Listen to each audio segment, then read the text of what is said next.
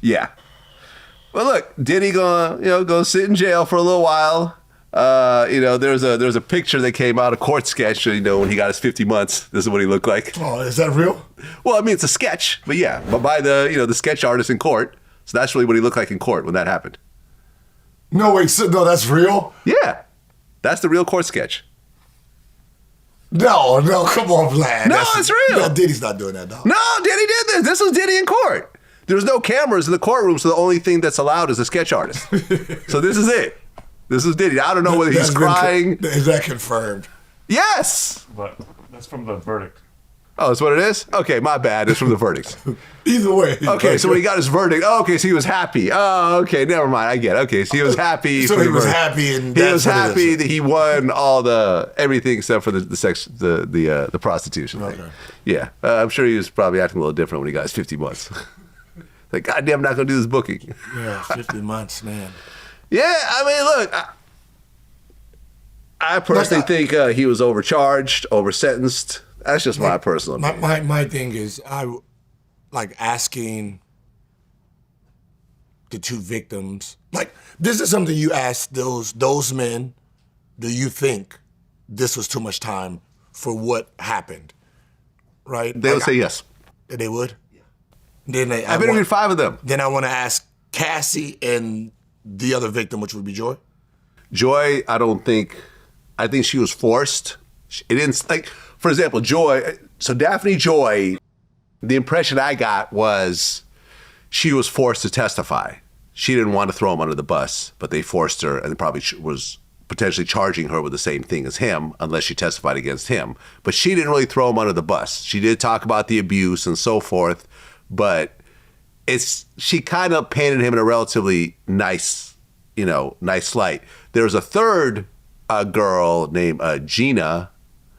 She's like this Vietnamese girl who just disappeared during the trial. She showed up at the sentencing, and wrote a letter basically saying that he's a nice person and so forth. But yeah. Do you think Cassie was basically, okay, then that all makes sense. We want your testimony or we're charging with the same thing. Exactly. So most likely she was probably bullied to testify. You can be bullied to testify, but you could also testify a certain type of way.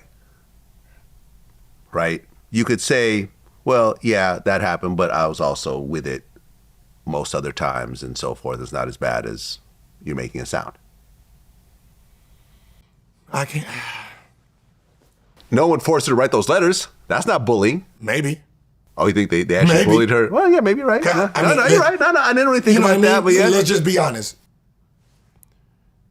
Nobody, she's not a public person. Cassie? Yeah, right? She's absolutely public. Not anymore, but historically, yes.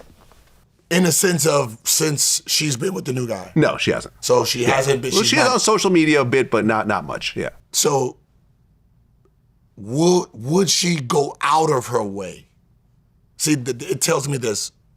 The fact that she was willing to do this out of court and settle and get her pay and go. Mm-hmm. And most likely they would have probably had blackmail for a little bit of that. They would have had on her that she would have probably did some time as a, new mother and stuff like that. Do you think the deal was, we will charge you with this, and this is what you have to do? Because I don't see her going out of her way to just keep writing letters to keep getting bashed about it. So it just seems like whatever the deal was, it was. I disagree. I actually feel that she hates him and wants him dead, and no amount of money is going to make her happy, unless he's like raped by gorillas and his body is dragged around town, and burned to a crisp, and the ashes, sprinkled over a nice meal that she eats at the end. Did her interview sound like she hates him? Yeah. Well, on the stand, she definitely sounded like she hated him. Oh, she did? Yeah. Yeah. Absolutely. And the letters sound like she hates him. And look. I mean the letters because somebody else is writing that. But maybe. We don't know. We don't know that. We don't know that. We don't know that. And look, this was an embarrassment for the government because all of the feds technically won. All the main charges got thrown out, and the head prosecutor got fired right afterwards. I'm sure. That's Comey's daughter, the former head of the FBI. His daughter was the head prosecutor. It was a whole was all women. It was like a fully women, all women prosecution team. And that's with the why feds. that's why they lost so bad, because they're looking at the video and they're using their, oh my God, this is so bad, not realizing these charges. Like, we'll protect you, sister. yeah, we got like, you. You know, Don't worry about all these facts. We'll make it look a certain type of way. It's the spaghetti on the wall. You try to throw a whole bunch of stuff, see what sticks. See what sticks. Yep. I get it. Yeah. Well, look, at the end of the day, Diddy will do his time. He'll get out. Hopefully he'll be okay while locked up. I'm sure he's got lots of fans in there. He'll have some level of protection, I'm sure, after seeing what happened with Tory. And we'll see if he actually stops doing freak offs, because I'm not sure if he will, because and this was actually brought up in the trial that even after his homes were raided, there was a grand jury, he continued to have freak offs with Daphne Joy and Don the dealer. I mean, I'm pretty sure, because he didn't think he was going to jail for that. No one knows they're gonna go to jail for having fun. This is considered as fun. This is normal for him. That's a good point. Having threesomes, what's happening? Yeah. So That's not illegal? Like I'm pretty sure when he gets out, like shit, I don't want to go to jail for 2 years for having threesomes. I'm pretty sure a lot of men were like, yeah, you know what? Tell your friend to go home.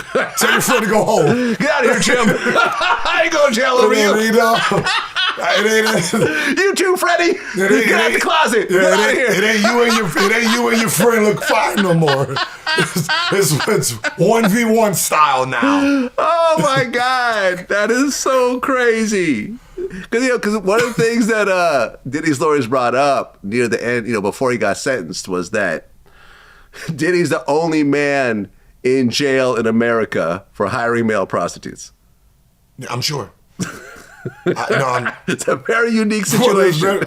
Wait, Vlad, there's not a lot of men out here who are buying male prostitutes. Right, exactly. It's part of a for small their pool. wives. Part of a small pool of for people. girlfriends and wives. I didn't know that was a thing.